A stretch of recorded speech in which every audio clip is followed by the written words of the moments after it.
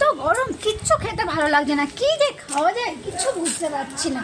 আছে আম আছে, পেড়ে নিয়ে সেদ্ধ করে শরবত বানিয়ে দাও।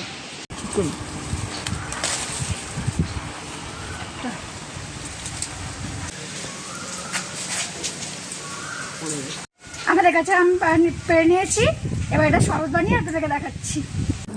আমটাকে আমি ছিলে নিচ্ছি, আমটাকে এবার কেটে নেবো আমি।